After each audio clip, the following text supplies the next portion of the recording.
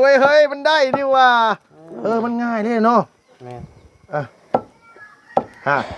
เจ้าเชื่อข่อยโดดบ่ไรอีหยังมันสิสู่คนเคยเฮ็ดบ่ไรนั่น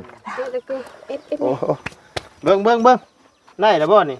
เสร็จจานนึงยัง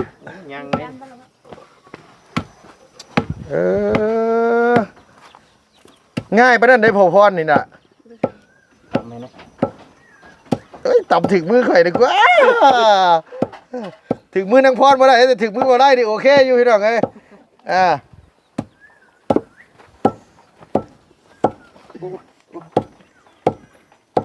อ้ยบุมีจานใช่บุลูกบุมีจานใช่บ่เอามาเอาจานมาใส่นั่นแหละนี่มีเป่าอีกพี่มึงเนาะเอาก่อนแอมอย่าปฏิเสธแอมเบิดปีมียังบ่แอมนะ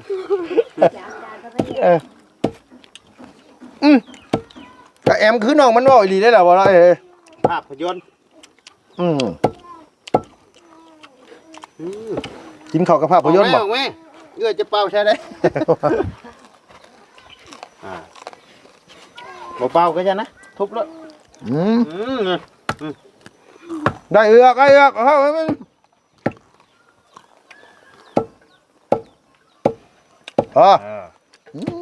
จะเป็นได้ใจพี่น้องเอ้ยอันมาสากไหมทีมก็อยากมันว่าพี่ให้ทีม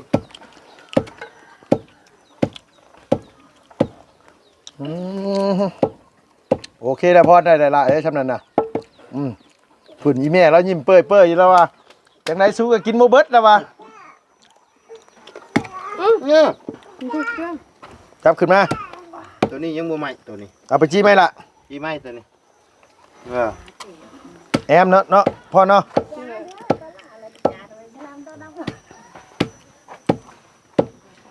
แอมบ่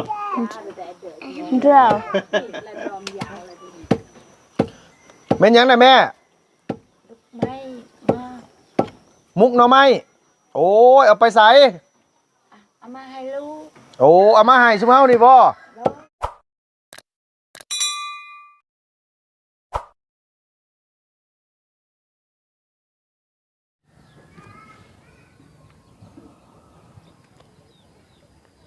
กับสบายดีและสวัสดีเด้อพ่อแม่พี่น้องเบิดสุขุสุคนเนาะพี่เนาะระหว่างในและก็ต่างประเทศพี่น้องเอ้ยที่เขามารับมาชมช่องของลุงเฮิมชาแนลคือเก่าคือเดิมพี่น้องเนาะเปิดคลิปมาพบมาพ่อกันทักทายสบายดีพี่น้อง FC เบิดสุมงสุบอนพี่น้องเอ้ยเอาเนาะพี่น้องมาพบมาพ่อกันมื้อนี้ก็อยู่บ้านเฮือนชานอีหลาพรคือเก่าเนาะพี่น้องเพราะว่าช่วงค่ำๆเนาะพี่น้องลุงก็ออกไปว่าสิไปล้างรถล้างเมืองพระลานไส้บ่เห็นมีหม่องล้างรถพี่น้องเอ้ยเนาะ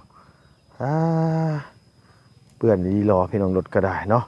เอาในใดก็ตามแต่เนาะพี่เนาะมื้อแรงก็ว่าสินอนอยู่พี่แหละมื้อแรงนี่ว่าสิบ่กลับลงไปหรอกอันทางบ้านพี่น้องเอ้ยรู้สึกว่ามันไปกลับแหละค่าน้ำมันมันแพงโพดมันบ่ไหวพี่น้องเอ้ยก็เลยว่าสิอาสานอนอยู่พระลานเมื่อแรงว่ะเนาะเพียงเนาะเอาในใดก็ตามแต่ได้เพียงเด้อจังได๋ก็กราบขอบคุณขอบใจพี่น้องหลายๆที่เขามารับมาชมที่มาให้กำลังแรงใจทางอีหล่าน้องพรเฮาพี่น้องเอ้ยคือสิแม่นตั้งหม้อแกงเห็ดแล้วแม่งหันพี่น้องเนาะ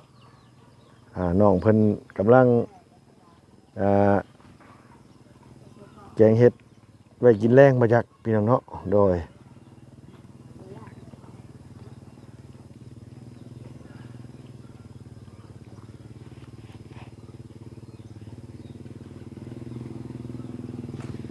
โอ้หมูหน่อยตัวนี้เหมือนเจ็บขาสบายละฮะ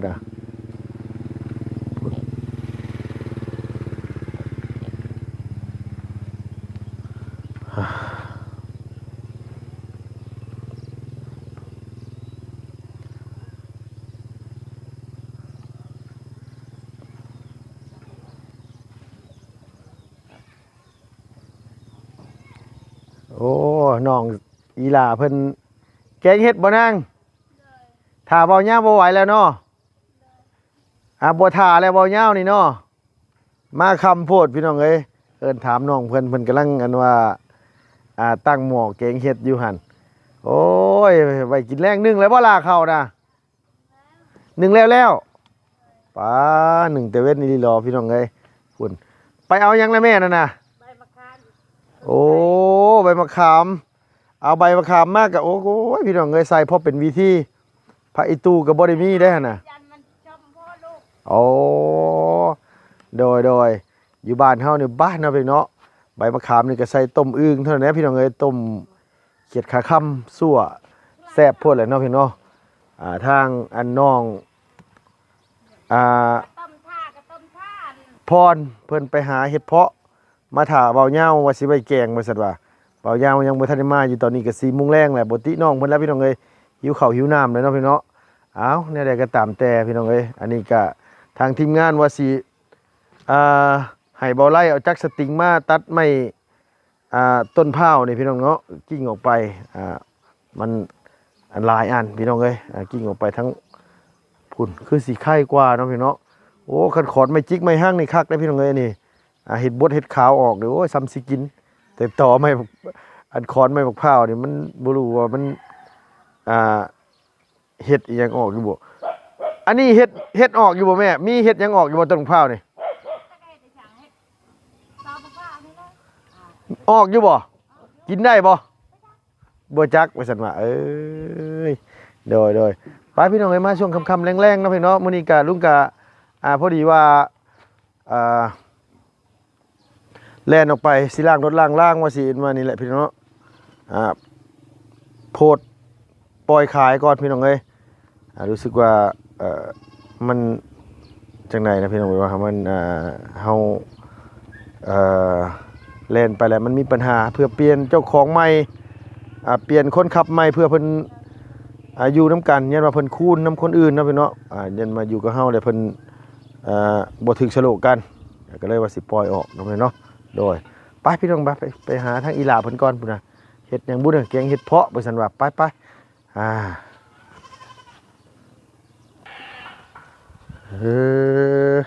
กำลังสิสุมฟืนใส่ตอไม้พี่น้องเอ้ยก้นออกนี่ก้นบ่ได้เด้เนาะหล่ะเนาะก้นได้บ่พรโดก้นบ่ได้ ตอใหญ่โพดบ่มันบ่ค่อยติดบ่นางหรือว่ามันบ่ค่อยใหม่บ่ดีว่านี่ได้นี่น่ะมันเพิ่นตัดแต่เหิงแล้วบ่ตอนี่น่ะอ๋อตอนเพิ่นเอาไฟเข้ามาเข้านี้เนาะโอ้ยฮ้อนแดดพี่น้องเอ้ยอีหลานิบไม้ให้ทางพ่อลุงแน่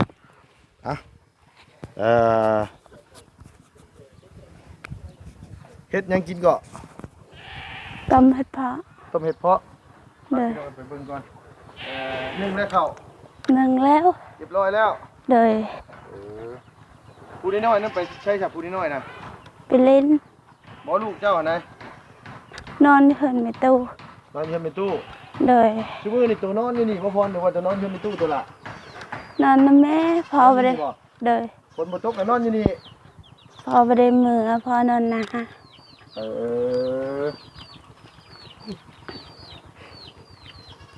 ต้มเห็ดเพาะไปหากับเอื้อยว่าสิมาไว้ให้บ่ยาวโดยสบายดีเด้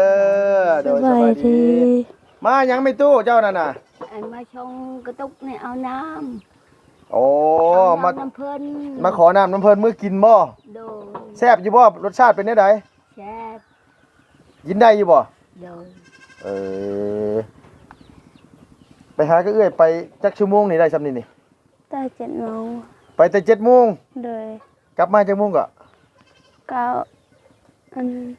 10:00 นเลยเดี๋ยวกลับมา10:00 นอันนี้มันเป็นเห็ดเพาะเลยเห็ดเพาะฝ่ายมันบ่ล่ะเลยเห็ดเพาะฝ่ายกับเห็ดเพาะหนังตัวใดแซ่บกว่ากันคือกันบ่เลยแม่นบ่นางแต่ว่าลุงว่าเห็ดเพาะหนังได้แซ่บกว่าเด้เห็ดเพาะฝ่ายนี่มันสินิ่มอยู่พี่น้องแต่แซ่บอยู่แต่ว่ารสชาติมันสิแตกต่างกันหน่อยนึงอันนี้มันยังอ่อนอยู่เด้เนาะเนาะคันแก่ได้บ่เป็นตะกินคันเฒ่าได้บ่เป็นตะกินเด้เนาะแม่เนาะต้มท่าลงมาต้มท่าบ่ยาวแม่นบ่พร โดย เป็นเห็ดกินนี่ยันเป็นเห็ดกินแล้วต้องให้มันชุกก้อนเรามาเราก็แกง เรามาได้ให้เราแกงเลย โดย หม้อนี่มีจักอันก็อยู่เฮือนตัวพรนี่ มาเทมาไอายให้หน่อยนึง ชื่อนี่ กับหน่อยนี้แล้ว ตะกี้เนี่ยแกงหม้อนี่บ่ โดย แกงหน่อไม้ก็ใส่หม้อนี่ โดย เอามันคือสิพ่อกินคนหลายคนปานนั้น พายุ มันบ่มีนะก็ขึ้นเลยนะ จับน้ำจับในมันเอา โด โด ย ย เออบ้านตัวบ่มีกิโลบ่นะ มี คนไปขุด มีบ่ โดย ตัวใหญ่ยังยามนี่ออกปีกหรือยัง เนี่ยตัวออกตัวบ่ออก ตัวออกตัวบ่ออก เลย นะแต่ว่าลูกตัวน่ะชวนหลายไปนอนอยู่พุ่นเนาะ โดยมันมีโออยู่ มันมีอู่อยู่พุ่น โดย แต่ยามมื้อแรงน่ะมาอาบน้ำยันไม้อยู่พี่มานอนอยู่เฮือนพี่ โดย อืมเอาโดยเอาไว้ว่าอยู่สวนไผสะนอนเฉพาะ พอ พ่อตัวนอนอยู่สวน โดย เออเราประจำการอยู่ให้พุ่นเนาะล่ะเนาะ โดย ตัวโตน่ะมื้ออันว่ามื้อไปแน่บ่ได้ไปแน่ น้องไปส่งเขา อ๋อน้องไปส่งข้าว โดย อีหลาแถวไปทางไหนอีหลาแถว ไปเล่น ไปเล่นแล้ว โดย เออโอ้พี่น้องเอ้ยว่าสิซื้อกันตับมาให้อีหลาแถวกินอยู่หั่นสิได้รถฮะไปเล่นล่ะบ่เห็นซ้ำเพิ่นไปเล่นใช่ล่ะ นี่น้ำมูอยู่แล้วเหรอเนี่ย เออโดยเสื้อที่อันลุงซื้อมาให้เพิ่นบ่ได้ใส่บ่น่ะ แล้วใส่อยู่ ไม่เอาไว้ไปดอก เอาเมียนไปดองโอ้ยแต่เมียนฮู้จักกันว่าประหยัดใช้ แพง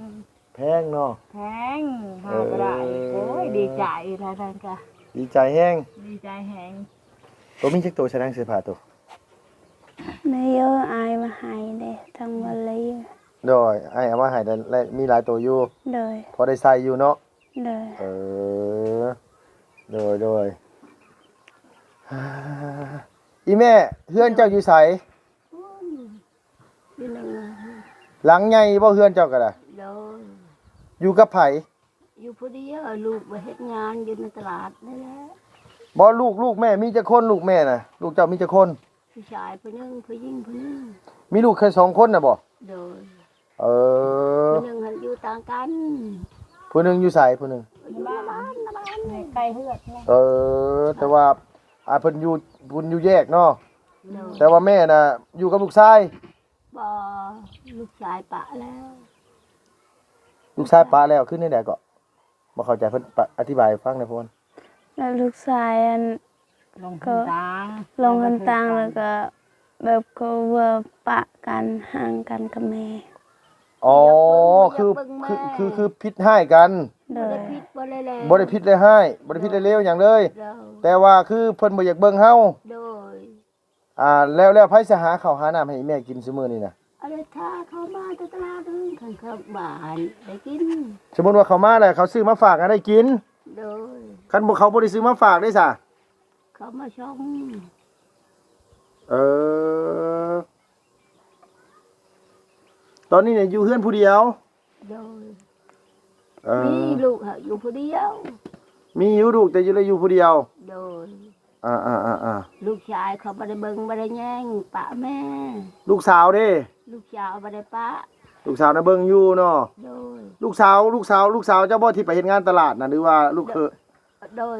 ลูกสาวเนาะน่ะเนาะ โดย ลูกสาวกับลูกเคยเนาะ โดย เออโดย เห็นบ่ เห็นที่เพิ่นขี่ซาเล้งไปหั่นบ่ เออ โดย แม่นแหละ อืมอ่า โอ้ยเออ อ่า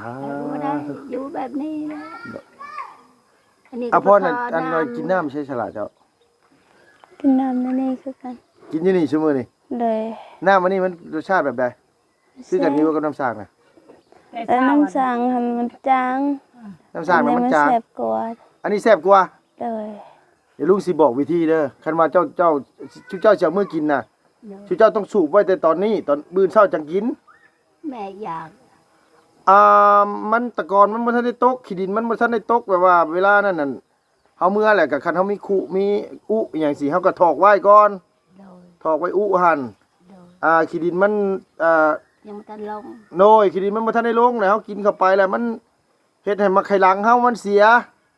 เดี๋ยวมันสิเป็นนิ่วมะไข่หลัง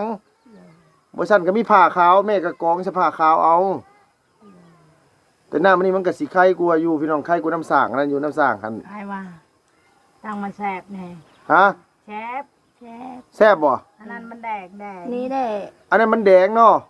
แปลว่าน้ำสร้างนั่นน่ะแปลว่าคือมันเป็นน้ แดกจ้าล่ะ ำน้ำธรรมชาตินั่นแหละพี่น้องเอ้ย ก็ได้ต้องมา เออ เพื่อนตัวบ่ได้มีกระถางหยังบ่พร โดย บ่มีบ่ บ่มี เวลาคือใส่ตุ๊กสิก็สิว่าสิใส่ข้ามคืนก็ตามเวลาเพิ่นยุกสิได้พี่น้องยุกมันก็ขุ่นคือเก่า อันนี้ก็แม่ก็ทอกใส่จอก เออ บ่มีก็ตกบ่มีไปทางก็ทางก็บ่มี โดยแต่ยอมรับเลยพี่น้องว่าภูมิต้านทานเพิ่นก็สุดยอดดีนะแล้วพอเนาะ ได้ ตัวกินน้ำสร้างกันมาแต่น้อยจนใหญ่บ่ล่ะ โดย เฮาก็เคยกินอยู่น้ำสร้างแบบนั้นแต่ยังน้อยนะเคยกินคือกันอยู่บ้านก็มีน้ำสร้างแต่ว่ามันบ่ได้เป็นน้ำสร้างแบบนี้น้ำสร้างที่เขาเจ้าขุดเป็นบาดาลเลย เดี๋ยว เฮากลับไปตักเอาคือกันก็มากินแบบนั้นคือกันแต่ว่าคืออยู่บ้านเฮาเพิ่นก็มาต้องตักมาใส่กระถางใส่อุใหญ่ๆนะแม่ให้มันนอนก่อน บ่มี บ่มีบ่ตักใส่โอ่งใช่หยังไว้ใช่นะพี่น้องเนี่ยมันข้ามคืนข้ามหยังในตะกอนมันตกแล้วเฮาก็ตักกินจังเทิงมันก็โอกาสมันสิมีสิ่งเปื้อปนหรือว่าพวกขี้ดินขี้เหงื่อนี่มันก็น้อยลงหั่นน่ะอันนี้เพิ่นตักมาแล้วเพิ่นยุกเลย โดย แม่นบ่พร โดย ยกเลย ตักมาได้กินเลยเนาะ โดย แซ่บเสย เออ มันแต่คุยกันพี่น้องเอ้ยทั้งนี้มันไผไหม้หม้อนี่ก็พอแห้งแหละมันสิบ่เป็นมันก่อนสำหรับเราวันนี้บ่ยาวยังบ่ทันได้มาอยู่ คงเมียนต้น สุกแล้วบ่พรตัว ก็ชุบแล้วแต่ดีนี่ละชุบแล้ว สุกแล้ว สุกแล้วบ่ โดย ไปตองมาห้องเด้อสิอันปงหั่นดาดมือเอาได้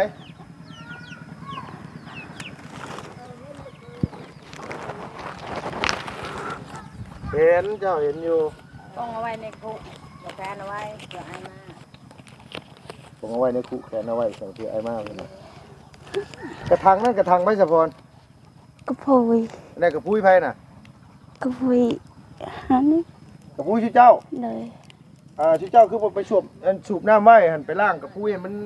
อันนี้เดี๋ยวเราก็ปิดฝาไว้ใครก็เอาไว้ใช่ชั้นนะเพราะว่าได้ใส่หยังนั่นน่ะเขาไปสูบน้ำใส่กระพุ้ยสูบน้ำใส่คู่แล้วก็เทใส่กระพุ้ยให้มันเต็มมันแม่มันเต็มแล้วก็ตั้งไว้พุ่นก็ได้ฝาปิดไว้เวลาเขาสิกินเขาก็ไปตักมาใส่อันนี้เอาไปต้องสูบไม่กันสูบไม่แหละเหงื่อมันหลายมันหลายเอาเกี่ยวน้ำจะสูบน้ำแต่เพิ่นมาเลยเพิ่นเลยนะโอ้จนมันต้องมันนอนก่อนตกก่อนจริงๆเพิ่นก็มีอยู่จะรู้หันจะคุยหันจะน้อยให้พรเฮ็ดอยู่หันโอ้ตุ้ยขึ้นได้ชั่วโมงนี่เนาะตุ้ยใส่เสื้อ3ตัวโปดโปนะพรเนาะน้องตัวบ่น้องตัวก็ว่า3ตัวนี่พี่น้องเลยอันนี้ก็ผมเอิ้นว่าใส่น่ะโอ้เอาสบายดีเด้อบ่ได้เด้อสบายดีเด้อโอ้ข่อยเห็นเถิงแล้วนี่น่ะ กินคอยข้าวยังบ่กินนางข้าวเบิด พรมานี่ล่ะมาพรมาพี่เฮาน่ะน้องนะ จีมาเด้อจีเด้อได้จุไฟให้มันลุกกันล่ะจุไฟมันลุกก่อน เดี๋ยวตำนานไล่ตายาได้เลยนะ เพราะว่าบ่ได้กินน้ำดอกแกงเห็ดเพาะนะพี่น้องเอ้ยน้องพรหิวขึ้นไปไว้ให้บ่ยาวแหละ บ่ยาวบ่มามื้อนี้ มาแต่ฉันได้มา มาบ่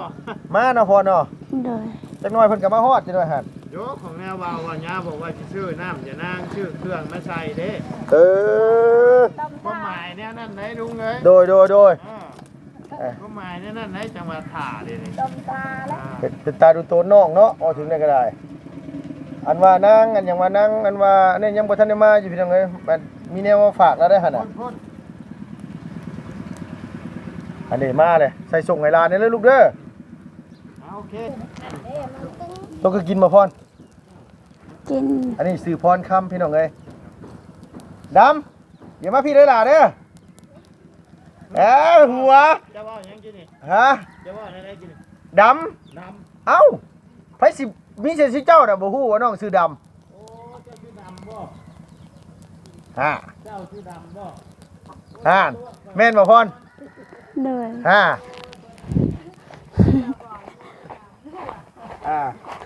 เราซื้อลาพรพี่น้องเอ้ยแต่ว่าคนอื่นน่ะน้าดำแม่นบ่พร โดย เราซื้อน้องด ออนน่ะพี่น้อง ำว่าง่ายก็แต่ว่าคนในเฮือนนี่น้าดำแล้วว่ะ โดย เจ้ากันชื่อดำ โอ้พี่น้องก็สิว่าเอ้าคือลุงคือฮู้สิว่าพูดเด้คนที่บอกกันมานี่อย่ามาพี่มานี่ดูมาพี่เร็วๆล่ะเร็วเอาจากอายยังไงน่ะเอาบ่ได้พ่อกันถึงเติบบ่อายมาที่นี่มานี่มาพี่สบายดีป้าลุงเนี่ยลูกล่ะเด้อเอามาพริกอย่างเข้มซอยกันเนี่ยเสื้อผู้ลุงอันซื้อให้น่ะคือบ่ใส่เอาไว้ไปดองมานั่งพี่นะลูกหลานบ่ต้องนั่งทั้งนั้นมันควันทั้งนั้นน่ะมานั่งพี่มานั่งทางนี้มา ยามนี่ ฮะ นายตะกุงกันแน่ เดี๋ยวมานั่งฟังนี่ไม่ไปนั่นไม่ไปไม่ใส่ไปดองใส่ไปดองปีใดละบัดนี้ปีหน้าพุ่นแน่นอปีนี้มันเบิดได้ลูกหลานปีนี้บ่เฮ็ดดองบ่ได้แล้วบัดนี้น่ะมีแต่สิรอเข้าพรรษาน่ะนะบัดนี้อยู่บ้านนี่เข้าพรรษาคือกันอยู่บ่แม่เข้าคือกันเนาะที่12ของ14เข้าคือกันถือผีก็เข้าคือกันเนาะชวนหลายอยู่ในบ้านนี่ซื้อถือผีได้เนาะอยู่บ้านนี่เนาะบ่มีวัดเนาะศพคืองอแท้มื้อนี้เป็นหยังมื้อนี้น้ำบ่ทันได้อาบได้นี่เนาะ ในบ้านนี่เรา อาบน้ำยังลูกล่ะ ธรรมดา อาบน้ำบาดาลนั่นแหละลุงถามว่าเจ้าอาบยังอาบได้บ่อาบใครอยู่ขัดอาบกันนะลุงยันเจ้าบ่อาบดำลุงมีหยังมาให้โตกินอยู่ล่ะมื้อนี้น่ะเอามาพิสูจน์อีกเทื่อนึงนะนี่ว่าขอโทษพี่น้องเอ้ยตัวฮู้ว่าเป็นหยังเฮาจะฮู้จักชื่อตัวว่าตัวชื่อดำตัวชื่อดาพรแต่ว่าน้องตัวบอกว่าเฮาน่ะเอื้อยแล้วน่ะเอิ้นดำเพิ่นซั่นว่าอ้าวเป็นหยังพี่น้องคือเอิ้นว่าดำ ไปกาวแบบพ่อแม่เห็นดำแล้วเพิ่น โอ้เอาสวัสดีเด้อนังเด้อโดยพ่อแม่เห็นว่าดำเลยเอิ้นดำไปหาเตรียมถ้วยมาไปมีแนวมาให้กินได้บ่อีหลีได้นี่ ชื่อว่าหลายอยู่บ่ ฮะ ชื่อว่าหลายอยู่บ่ สิกินน้ำมันบ่ อยู่หลายดีเด้อพี่น้องนะ ก็ซื้อมาเพื่อกันแล้ว2ถุง3ถุง พ นี่ อ แหละ บ่ ใครอยู่คัน ในคือตรัง โดย น่ะเจนเจอชุนะ ยังเผาไปเรื่อย เอาไปเรื่อยๆให้มันใหม่กว่านี้ลูกให้มันใหม่กว่านี้บ่ไรเจ้าคือฮู้ว่าน้องเพิ่นถามว่าพอหรือยังนี่หยัง ๆโอ้ข่อยก็เฮียนมาได้ เมียเจ้าคนชนชาติเจ้าก็เป็นแหละ เมียข่อยก็คนเราเทิงคือกันข่อยก็ฮู้ เว้าภาษาเดียวกันบ่ บ่ฮู้ข่อยบ่ฮู้ว่าภาษาเดียวกันบ่ บอกว่าเจ้าอยู่กับเมียเจ้าบ่ได้สิมทรัพย์บ่ได้เลยบ่อะไร บ่บางคำข่อยก็ฮู้บางคำข่อยก็บ่ฮู้แต่ส่วนหลายสิบ่ฮู้หลายกว่า ฮู้แต่กูจีดเลยเนาะ อีหยังกูจิต เอ้าตลอดมึงเขาอ่ะ แม่นบ่ ตายแต่กูจีด ตายบ่ แม่นกูจีดนี่ตาย กระจิตบ่แม่นบ่ กระจีดบ่ เออ กระจีดหรือกูจีดล่ะ ก็เจน กระจิตบ่แม่น กระจีดบ่ลูกกระจีดหรือกูจีด ก็เจน ฮะ ก็เจน กูจีน จุดจีนบ่ โอ้ยบ่แม่น ก็เจนแปลว่าตาย จิต ไปว่าค่อยกระทือเจ้าน่ะเว้าบ่ชื่อ แจกแล้ว มันบ่แม่นนุกน้อยได้จะว่ามันจีดๆขนาด จิตดิ โดย อันนี้จีนบ่คันชกนะ อันนี้จีนี่น่ะ โอ้ เจน อันนี้จีนบ่ล่ะ ยังบ่ชก อ๋อจีนี่จีนบ่ เลย คันสุกได้สรุป จีนเยอะ เจนเจอ อันนี้ จีนเยอะนี่คือสุกแล้ว เลย เก่งอยู่ไหนขอ โอ้พัฒนาเนาะชั่วโมงนี้เนาะ มาได้เด่น ไล่เมียเป็นคนชนชาติได้ ยังนะ เป็นหยังอันนั้นน่ะ กินน้ำบาดาลได้ยังฮะ กินน้ำมาดามมันบ่แซ่บบ่พร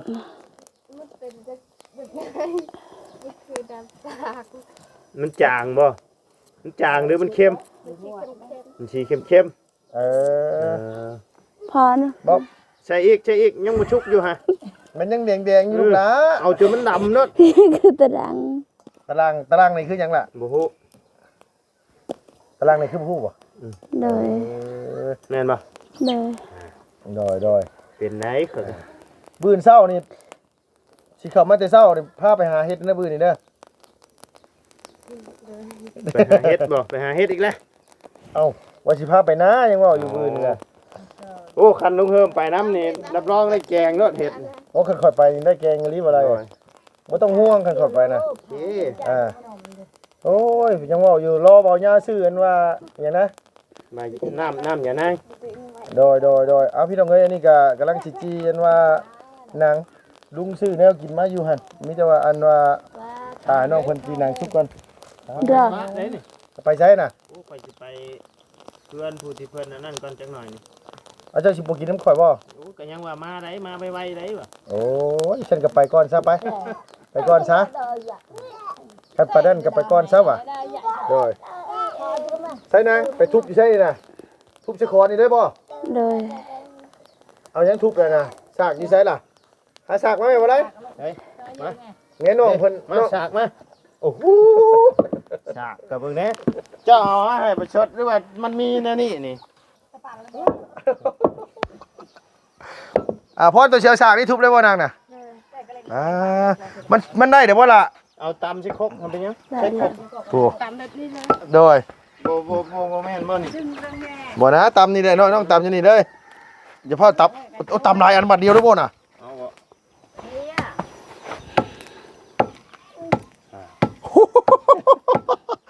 เออเว้ยเฮ้ยมันได้นี่ว่ามันง่ายเด้เนาะ แม่น ฮะเจ้าเชื่อข่อยโดดบ่ไรอิหยังมันสิสู่คนเคยเฮ็ดบ่ไรนั่นโอ้ เบิ่งได้แล้วบ่นี่ เสร็จจานนึงยัง ยังนี่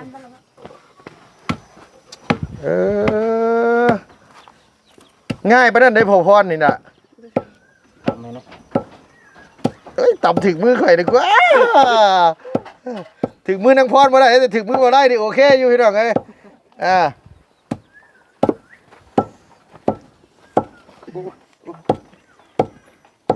เอ้ย นี่มึงก็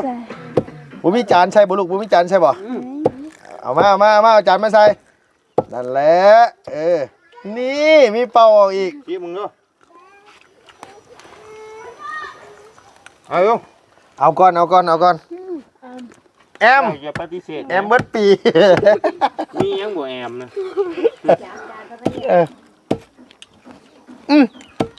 ก็แอมคือน้องมันเว้าอีหลีได้ล่ะบ่ล่ะภาพยนตร์ กินข้าวกับภาพยนตร์บ่ ออกแม่เอื้อจะเป่าใช่ได้บ่เป่าก็จะนะทุบเลย ได้เอือกเอาเข้าให้มัน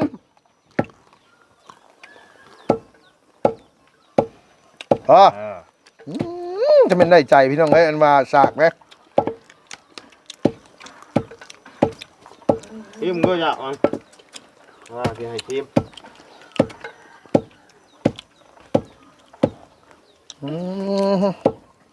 โอเคแล้วพอได้ละชำนาญนะฝุ่นอีแม่แล้วยิ้มเปื่อยอยู่แล้วว่ะจังไหนสู้กับกินโมเบิร์ตแล้วว่ะ เนี่ย จับขึ้นมา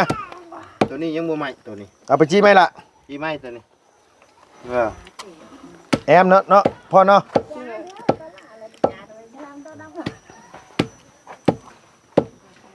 แอมบ่ เด้อ แม่นยังนะแม่ ไม่มา มุกหน่อไม้โอ้ยเอาไปใส่ เอามาให้ลูก โอ้เอามาให้ซุมเฮานี่บ่โอ้ยขอบบุญขอบคุณหลายๆขอบมุกขอบฮอหลายๆแม่เอ้ยเบาไรไปเปิดอันว่าเอามาม่ามาให้ทางอีแม่แล้วในหันมีน้ำจิ้มจะโดยขอบบุญขอบคุณนะแม่เด้อ จางจากแค่ได้ลูกเอ้ยไม่เท้าให้เก็ตนี่นะ โอ้เดี๋ยวอันว่าเดี๋ยวเฮาสิอันมานี่บ่ไรเอาใส่ถุงนะบ่ไรเด้อมีขนมน้ำแน่หันอันว่าแม่เอ้ยเดี๋ยวเฮาสิเอาขนมให้เดี๋ยวอันกับมาม่าหันพอได้เมื่อกินแซ่บบ่พรแอมนี่ยกโป้อีกแล้วเอาพี่น้องเอ้ยโอเคใช่ไหม จะพิเลยลูกเอ้ยไปจากตัวไม่เท้าให้เก็ตนี่นะ โดยใช้เฮือนอยู่ใช้เฮือนที่แม่นั่นหลังนี่บ่ โอ้อันว่านี่พี่น้องเอ้ยโฮมหมักน้ำใยหลายๆดีเนาะ เพราะว่า อยู่กับไผแม่ อยู่พอดียว อยู่ผู้เดียว โดย โอ้ไผไปหาซะเนาะไม้นั่น ตาเอง ไปหาเองเลย โดย โดยไอ้แม่เราอยู่ผู้เดียวลูกเต้าได้สับไปทำงานบ่หรือวันไหน ลองมาเลยเลย เจ้ากันเอาลูกเอาเมียแล้วเขาได้ลูกชายลูกเคยแล้วก็ ไปมัน โดย ครอบครัวไผมันเนาะ โดย โดยเอาพี่น้องเอ้ยดังนี่บ่ นี่หลังตัวนี้ อ๋อโดยอันนี้ก็เฮือนลูกชาย โดยก็เฮือนลูกชาย โดยอันว่าเอามาพอแล้วอีละโดยเอามาให้ทางอีเมลเราเอาอันนี้มาให้พี่น้องเอ้ยไปมีแต่ว่าโอเคเอาล่ะสบายดีนะลูกเด้อบ่ทุกคนทุกคนโดยเอาพี่น้องเอ้ยมีแต่ว่าลุงสิจบคลิปก่อนสิมาจังกินข้าวกินน้ำกันมาที่นี่น้ำบ่ไล่เนาะเอาพี่น้องน้องเพิ่นเตรียมอันว่าถ้วยทุกบวงมาเลยเอาจังได๋ก็ตามแต่พี่น้องขอบคุณขอบคุณหลายๆจีหนังเข้มทุบหนังเข้มทางทีมงานว่าสิเอาจักสติงมาตัดไม้เห็นว่าปักข้าวนี่พี่น้องเอ้ยแก้ออกไปทั้งพุ่นเป็นมืออื่นบ่โดยเอาจังได๋ขอบคุณขอบคุณหลายๆพี่น้องอยู่ดีมีแห้งอย่าเจ็บอย่าจนดำๆรวยๆสุขภาพแข็งแรงเนาะพี่น้องไปแล้วพี่น้องบ๊ายบายสบายดีเด้อ